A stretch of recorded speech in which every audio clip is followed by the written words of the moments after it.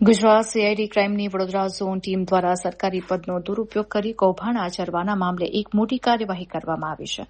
રાજપીપળાના નાંદોદ તાલુકાના તત્કાલીન મામલતદાર રોહિત બાબુલાલ પંખાવાલાની કરોડો રૂપિયાના જમીન કૌભાંડ અને ગેરરીતિના આક્ષેપ હેઠળ ધરપકડ કરવામાં આવી છે.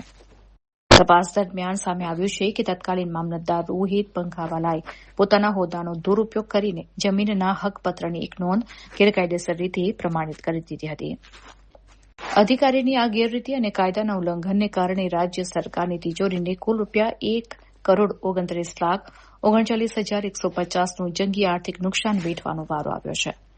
વડોદરા સીઆઈડી ઝોન પોલીસ સ્ટેશનમાં વિધિવત ગુનો નોંધ્યા બાદ ગત રાત્રે જ આરોપી પંખાવાલાની ધરપકડ કરી લેવામાં આવી હતી. ત્યારબાદ તેમને અદાલતમાં રજૂ કરાતા નામદાર કોર્ટે આરોપીના સોમવાર સુધીના રિમાન્ડ મંજૂર કર્યા છે. મળતી માહિતી મુજબ રોહિત પંખાવાલાએ છેલ્લે કચ્છના ઘુડખર અભયારણ્ય ખાતે ફરજ બજાવતા હતા અને અંદાજે 3.5 વર્ષ પહેલા જ તેઓ સરકારી સેવામાંથી નિવૃત્ત થયા હતા. તેમની સામે અગાઉ પણ એક કેસમાં ચાર્જશીટ દાખલ થઈ ચૂકી છે. હાલ સીઆઈડી ક્રાઇમે એ દિશામાં સઘન તપાસ ચલાવવામાં આવી રહી છે કે આ કરોડોના જમીન કૌભાંડમાં અન્ય કોઈ સરકારી અધિકારી, કર્મચારી કે ખાનગી વ્યક્તિઓની સંડોવણી છે કે નહીં.